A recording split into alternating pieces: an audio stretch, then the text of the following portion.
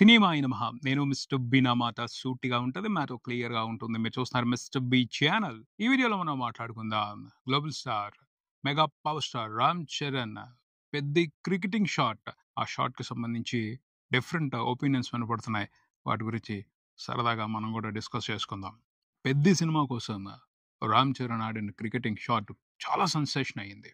ఎంత సెన్సేషన్ అయిందంటే ఆ క్రేజ్ చూసి కొంతమంది అసూయ పడిపోతున్నారు. జెలసీలోకి వెళ్ళిపోయారు. ఎంత జెలసీలోకి వెళ్ళిపోయారు అంటే కొన్ని చోట్ల కొన్ని రోజుల తర్వాత ఆ షాట్ ఆడకూడదు అని బ్యాన్ చేస్తారేమో. ఉన్నారు. బ్యాన్ చేసేవాళ్ళు కొంతమంది ఉన్నారు. మనం ఆడకూడదు, మనోళ్ళు ఎవరు ఆడకూడదు ఆ క్రికెటింగ్ షాట్ అని పెట్టుకుంటారు నియమం. కొన్ని సందర్భాలు ఉన్నాయి అలాంటివి. అంతలా అసూయ రేకెత్తించేలాగా పాపులర్ అయిపోయింది. క్రేజ్ సంపాదించుకుంది పెద్ద షాట్. బ్యాన్ చేస్తే చేశారు. షాట్‌ని మాత్రమే బ్యాన్ చేసుకుంటే బావుంటది. బ్యాట్‌ని బ్యాన్ చేయకుండా ఉండాలి. ఎందుకంటే క్రికెట్ బ్యాట్‌తో క్రికెట్ ఆడితేనే బావుంటది. షటిల్ బ్యాట్‌తోనో, బ్యాడ్మింటన్ బ్యాట్‌తోనో క్రికెట్ ఆడలేరు కదా!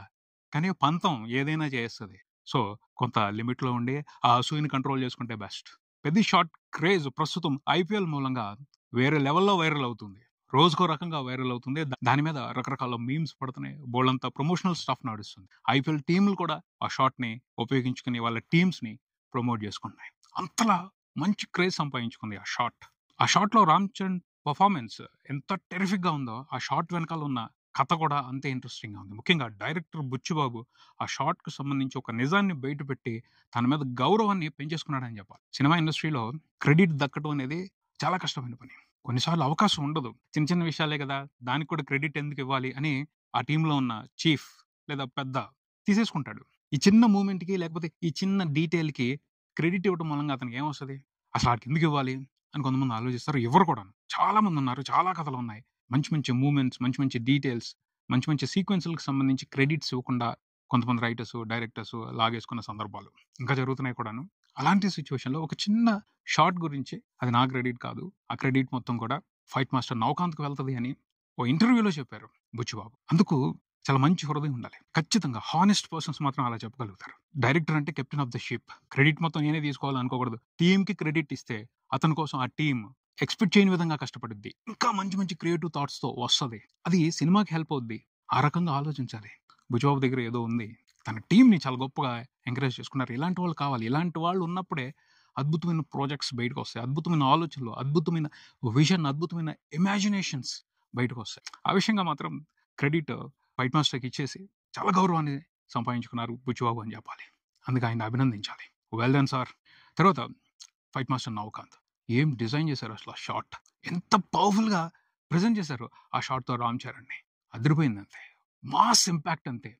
ఆ మాస్ ఇంపాక్ట్ తాలూకు ఎఫెక్ట్ సినిమా రిలీజ్ అయ్యేంత వరకు ఉంటది. హైప్ మొక్క ఆ షాట్ పెద్ద సినిమాకి.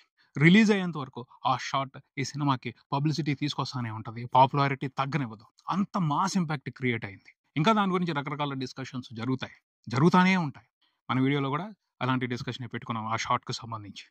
నవకాంత్ మాస్టర్‌కి అసలు ఆ థాట్ ఎలా వచ్చింది? ఇలాంటి షాట్‌లు స్టేడియంలో ఉండి, లేతే గ్రౌండ్‌లో ఉండి, కోచింగ్ సెంటర్స్‌లో ఉండి ఎవరు ట్రై చేయరు. ఏ కోచ్ చెప్పడు. ఇలా ఆడు, ఇలా షాట్ ఆడు అని. గల్లీ క్రికెట్‌లో కూడా ఇలాంటి షాట్‌లు ఆడటం కష్టం. ఎందుకంటే అంత స్పేస్ ఉండదు. కానీ కొంతమందున్నారు. మాస్ క్రికెటర్స్ ఉన్నారు. ఊళ్ళల్లో ఉంటారు. వాళ్ళు పొలాల్లో ఆడుతా ఉంటారు. వాళ్ళకి కావాల్సినంత స్పేస్ ఉంటది. వాళ్ళు పిచ్ మీద వాళ్ళు వీరంగం చేస్తారు. అలాంటోళ్ళు ఆడతారు ఇలాంటి షాట్‌లు. మాస్ క్రికెటర్స్ ఆడతారు ఇలాంటి షాట్‌లు. వాళ్ళు ట్రై చేస్తారు. వాళ్ళ ప్రయోగం అది. అలాంటి వాళ్ళని ఎవరో చూసుంటారు నవకాంత్ మాస్టర్. ఆ ఇన్స్‌పిరేషన్‌తోని ఈ షాట్ డిజైన్ చేసి ఉంటారు అన్నది నా అభిప్రాయం. నేను చూసా. ఇంతకు మించి వియర్డ్ షాట్స్ ఆడిన క్రికెటర్స్‌ని నేను చూసా మా ఊళ్ళో. నా చిన్నప్పుడు నేను చూసేవాడిని. బీభత్సంగా ఇష్టం వచ్చినట్టు బ్యాట్‌ని తిప్పేసేవాళ్ళు. పిచ్ మీద వీరంగం ఆడేసేవాళ్ళు. సో, అలాంటి ఇన్స్‌పిరేషన్ ఏదో ఉండుంటది నవకాంత్ మాస్టర్‌కి. ఈ షాట్‌ని డిజైన్ చేయడానికి సంబంధించి, ఈ షాట్‌ని అంత ఎఫెక్టివ్‌గా స్క్రీన్ మీదకి తీసుకురావడానికి సంబంధించి. చాలా బావుంది. చాలా బావుంది. అండ్ ఈ షాట్ ఇప్పుడు పాపులర్ అయిపోయింది. పాపులర్ అయిపోయిన తర్వాత ఒక ఎక్సైటింగ్ మ్యాటర్ నాకు ఐపీఎల్ స్టార్ట్ అయిన దగ్గర నుంచి ఉంది. ఎవరన్నా ట్రై చేస్తారా ఈ షాట్? ఎవరన్నా ట్రై చేస్తే బావుంటది. క్రికెట్ ఆడేటప్పుడు గ్రౌండ్‌లో అని వెయిటింగ్ నేనైతే. ప్రతిరోజు ఎవరైనా మంచిగా బ్యాటింగ్ చేస్తున్నారు, డిఫరెంట్ షాట్స్ ఆడుతున్నారు అనగానే ఈ షాట్ ఎవరన్నా ట్రై చేస్తారా అని నేనేదో వెయిటింగ్. బట్ ఎవరు ట్రై చేయట్లేదు. ఎందుకంటే కొంచెం రిస్కీ షాట్ అది. సినిమాటిక్ అడ్వాంటేజ్ ఉంటేనే అంత ఎఫెక్టివ్‌గా కొట్టగలుగుతారు. ప్రతిసారి అలాంటివి కుదరవు. కాకపోతే ట్రై చేస్తే అదేం అసాధ్యం కాదు. చేయొచ్చు కొన్ని సార్లు. అలా ఎవరన్నా ట్రై చేస్తారా అని చూస్తున్నాను. ఇప్పుడు ధోని హెలికాప్టర్ షాట్ అంతకు ముందుల ఎవరు ఆడేవాళ్ళు కాదు. ఆయన ట్రై చేసిన తర్వాత చాలా మంది ట్రై చేశారు. అదొక ఐకానిక్ షాట్‌గా క్రికెట్‌లో మిగిలిపోయింది. ఈ పెద్ద షాట్ కూడా ఏ క్రికెటర్ అయినా ట్రై చేస్తే అది కూడా ఒక హిస్టారికల్ షాట్‌గా క్రికెట్‌లో మిగిలిపోయే అవకాశం ఉంటది. ఎవరైనా ట్రై చేస్తారేమో అని నేనైతే వెయిటింగ్. నాకైతే ఒక పర్సన్ మీద గురుంది. అతను పర్ఫెక్ట్ కసితో ఆడుతున్నాడు ఈ సీజన్‌లో. అతను ట్రై చేస్తే, అతను ఆడితే ఈ షాట్ ఇంకొంచెం పాపులారిటీ పెరుగుద్ది. అండ్ అతను కూడా సరైన మీటర్‌లో ఉన్నాడు కాబట్టి ఒక క్రేజ్ క్రియేట్ అవుతది. ఆల్రెడీ పాపులారిటీ నడుస్తుంది. అతను ఆడుతున్న విధానానికి సంబంధించి. ఈ షాట్ కూడా ట్రై చేస్తే అతను ప్రస్తుతం మెయింటైన్ చేస్తున్న కసికి పర్ఫెక్ట్ బ్యాలెన్స్ అయ్యి సూపర్ హైప్ వస్తది అనిపిస్తుంది. అతను ఎవరు అంటే ఢిల్లీ క్యాపిటల్స్ కోసం ఆడుతున్న కేఎల్ రాహుల్. మామూలుగా ఆడట్లేదు ఈసారి సీజన్‌లో మాత్రం అతను. ఆ కసి అందరికి మంచి ఇన్స్‌పిరేషన్ ఇస్తుంది. ఒక మంచి ఎంటర్‌టైన్‌మెంట్ ఇస్తుంది.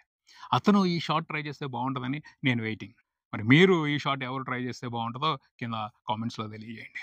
తర్వాత చూసుకుంటే ఈ షాట్‌కి సంబంధించి నాకు కొన్ని సరదా అభిప్రాయాలు వినపడ్డాయి. వాటి గురించి నేను మీతో పంచుకునే ప్రయత్నం చేస్తాను ఈ వీడియోలో. పొలిటికల్ అభిప్రాయాలు. ఈ షాట్ చూసిన తర్వాత, ఈ షాట్‌కి పాపులారిటీ వచ్చిన తర్వాత పొలిటికల్ అభిప్రాయాలు ఎలా ఉంటాయి? పొలిటిక్స్ అంటే తెలిసిందే కదా! స్వపక్షం, విపక్షం, విపక్షాలు, ప్రతిపక్షాలు. స్వపక్షం వాళ్ళు సపోర్ట్ చేసుకుంటారు. మేము చేసింది మావోడు చేశాడు. ఇలాంటి షాట్ హిస్టరీ అని మాట్లాడుకుంటారు. ప్రతిపక్షం వాళ్ళు ఏం మాట్లాడతారు?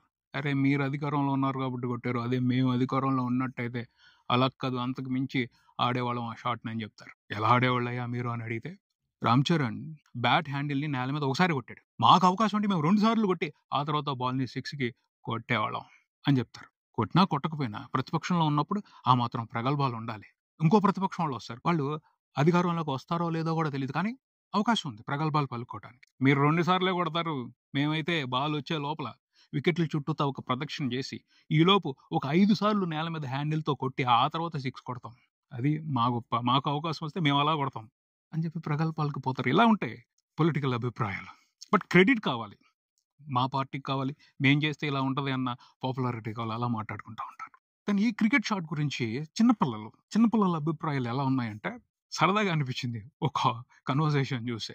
"అరే! షాట్ భలే ఆడారు కదరా రామ్ చరణ్" అంటే, "అరేయ్! నీకు దాంట్లో షాట్ మాత్రమే కనపడుతుంది. నాకు ఇంకోటి కూడా కనపడుతుందిరా" అన్నాడు ఇంకో పిల్లాడు. "ఏంట్రా" అంటే, "అరేయ్! రామ్ చరణ్‌కి ఎవరో టీచర్ పనిష్మెంట్ ఇచ్చాడురా. అందుకని అలా ఆడాడు" అని చెప్పాడు. "అదేంట్రా" అంటే, "చూడరా ఆ హ్యాండిల్ కింద కొట్టేటప్పుడు గుంజీలు తీస్తున్నాడురా" అన్నాడు.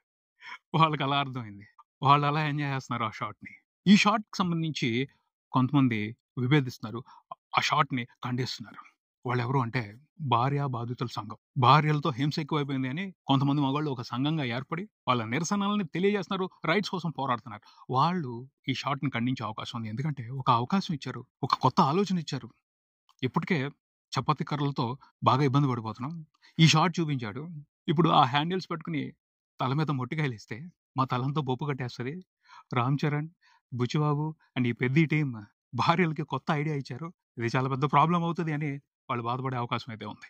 పోతే ఈ షాట్‌లో ఒక ఇన్స్‌పిరేషన్ కూడా ఉంది. కొంతమంది ఈ షాట్ నుంచి, ఆ షాట్‌లో వినిపించిన సౌండ్ నుంచి ఇన్స్‌పిరేషన్ తీసుకునే అవకాశం ఉంది. వాళ్ళెవరు అంటే వయోవృద్ధులు. కర్ర పట్టుకొని నడుస్తా ఉంటారు చూడండి. వాళ్ళ చేతిలో అదే బ్యాట్. వాళ్ళు నడవటానికి ఇబ్బంది పడుతూ కర్ర వాడతారు. కానీ ఆ కర్ర నేలకేసి కొట్టినప్పుడు ఒక సౌండ్ వస్తది. టక్. ఆ సౌండ్‌లో కాన్ఫిడెన్స్ ఉందనుకోండి, వాళ్ళు ధైర్యంగా ఉంటారు. రామ్ చరణ్ బ్యాట్ హ్యాండిల్‌తో నేల మీద కొట్టినప్పుడు ఆ సౌండ్ వినపడుతుంది. ఆ సౌండ్‌లో ఒక కాన్ఫిడెన్స్ ఉంది. ఒక ధైర్యం ఉంది. పెద్దోళ్ళు, వయసు పైబడిన పెద్దోళ్ళు, ఆసరా లేని వాళ్ళు, వాళ్ళ కర్రని కింద కొట్టినప్పుడు అలాంటి సౌండ్ వినపడిందనుకోండి, వాళ్ళు కూడా ఒక ధైర్యాన్ని తీసుకుంటారు. ఒక కాన్ఫిడెన్స్‌తో ముందుకు వెళ్తారు. అలాంటి సౌండింగ్ ఏదో నాకు వినపడుతుంది. ఆ హ్యాండిల్‌ని పిచ్ మీద కొట్టినప్పుడు క్రియేట్ అయిన సౌండ్ మూలంగా. మనం చూసే దృష్టిని బట్టి చాలా రకాలుంటాయి. అందులో ఒక కాన్ఫిడెన్స్ మ్యాటర్ కూడా ఉంది. ఒక ధైర్యం అనే మ్యాటర్ కూడా ఉంది. అది కొంతమందికి ధైర్యాన్ని ఇస్తదనే చెప్తాను. ఇక ఇదే షాట్‌కి సంబంధించి మీడియా అభిప్రాయం ఎలా ఉంటది? మీడియాలో కూడా రకరకాలుంటారు మనకు తెలుసు కదా! అనుకూల మీడియా, ప్రతికూల మీడియా. అనుకూల మీడియా ఏముంటది? అబ్బో! హిస్టరీ ఇది. రికార్డ్ ఇది. ప్రపంచంలో ఎవరు ఇంతకు ముందల చేయలా. ఇకపైన చేయరు. గ్రేట్ అని మాట్లాడతారు. ప్రతికూల మీడియా ఏం మాట్లాడుద్ది? అలా కొట్టడం ఏంటి? హ్యాండిల్ తీసి పిచ్ మీద కొడితే పిచ్ మట్టి లేచుద్ది కదా! అక్కడ గుంతలు పడొచ్చు కదా! ఆ తర్వాత బాలేసేటప్పుడు సరిగ్గా పడదు కదా! ఇదొక రకంగా మ్యానిప్యులేషన్. ఇది క్రికెట్ రూల్‌కి ఎగనెస్ట్. ఇలాంటి షాట్స్‌ని బ్యాన్ చేయాలి. ఎలా ఆడతారు ఇవి? అని మాట్లాడతారు. అవసరం లేకపోయినా వివరాలు తీసుకొచ్చి, రూల్స్ తీసుకొచ్చి మాట్లాడతారు. అవునా కాదా? వాళ్ళ అభిప్రాయాలు అలా ఉంటాయి. అంతే కదా! సో, ఒకటి కాదు. ఈ షాట్‌కి సంబంధించి ఇలా రకరకాల అభిప్రాయాలు నడుస్తున్నాయి.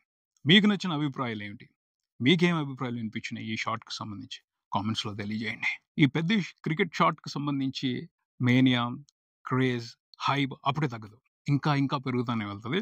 చూద్దాం. ఆ ప్రాసెస్‌లో ఈ షాట్ సినిమాకి ఇంకెంత పబ్లిసిటీ చేసి పెడుతదో సినిమాకి ఇంకెంత పాపులారిటీ తీసుకొస్తుందో. ఇదే ఇక్కడికే మరో వీడియోతో మళ్ళీ కలుద్దాం. ఈ వీడియో మీకు నచ్చితే లైక్ చేయండి, మీ ఫ్రెండ్స్తో షేర్ చేసుకోండి, మీ అభిప్రాయాన్ని కామెంట్ చేయండి, ఈ ఛానల్ని సబ్స్క్రైబ్ చేయండి. నేను mister B, keep watching mister B channel. Thank you.